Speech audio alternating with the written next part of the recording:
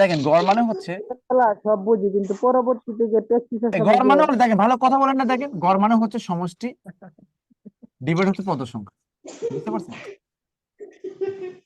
ধরেন পিতা পুত্র গড় মানে কি, পিতা পুত্র বয়সকে যোগ করে 2 দিয়ে ভাগ করবেন। হ্যাঁ, পাঁচটা সংখ্যা গড় মানে কি, পাঁচটা সংখ্যাকে যোগ করে 5 দিয়ে ভাগ করবে। তিনটে সংখ্যা গড় মানে কি, তিনটে সংখ্যাকে যোগ করে 3 দিয়ে ভাগ করবে। এটা হচ্ছে গড়। ওকে, তো গড় মানে হচ্ছে সমষ্টি ডিভাইড পদ সংখ্যা। পদ সংখ্যা মানে কয়টা আর কি, কয়টা।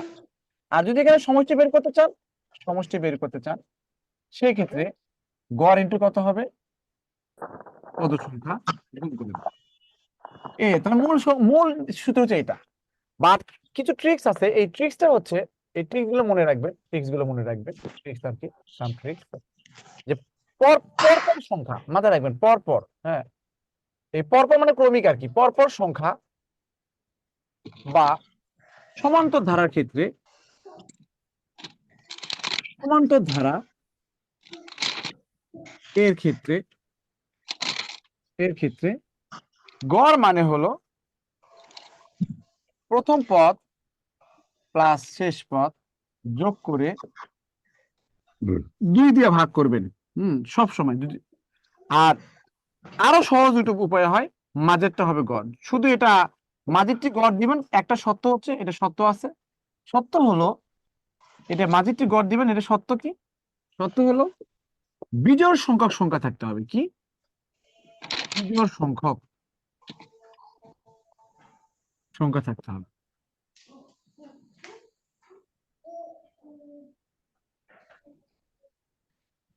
ওকে, বিজোড় সংখ্যক সংখ্যা থাকতে হবে।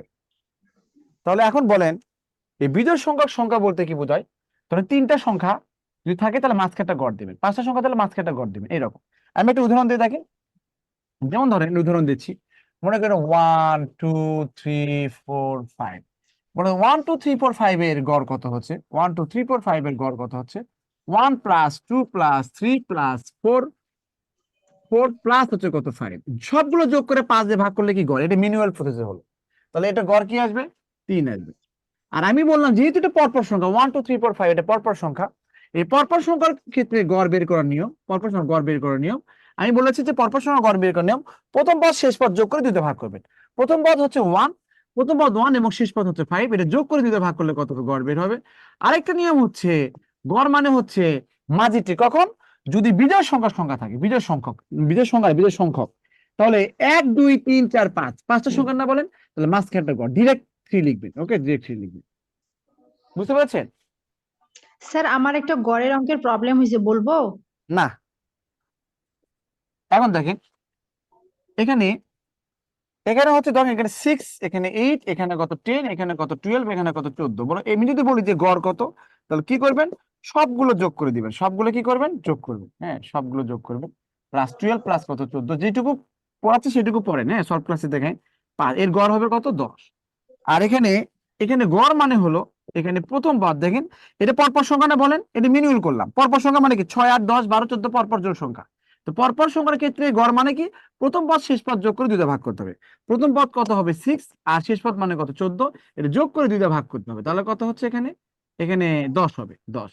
আবার দেখেন গড় মানে হচ্ছে মাঝেরটি কখন, যদি বিজোড় সংখ্যা সংখ্যা দেয়, এটা পরপর সংখ্যা না বলেন, পরপর সংখ্যা। দেখেন 1 2 3 4 5, তাহলে এই মাঝখানটা হবে গড়, কারণ এটা বিজোড় সংখ্যা মানে কি, মাঝখানে গড়, মাঝখানে হচ্ছে কত, 3 নম্বর সংখ্যাটা হবে গড়। দেখেন সবগুলো ক্ষেত্রে গড় 10 আসছে। তাহলে গড় মানে হচ্ছে কি, যদি পরপর সংখ্যা থাকে অথবা সমান্তর ধারা হয়, সমান্তর ধারা মানে একটা পদ থেকে যে কোনো তার আগের পদের পার্থক্য সমান বা বিয়োগফল সমান, তাকে সমান্তর ধারা বলে। তাহলে পরপর সংখ্যা তো আপনি জানেনই।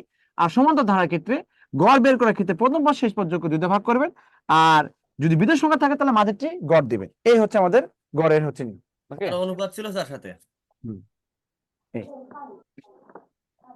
তার সাথে অনুপাত ছিল। গড়ের চ্যাপ্টারটা দাও তো, গড়ের চ্যাপ্টার। হ্যাঁ, বয়স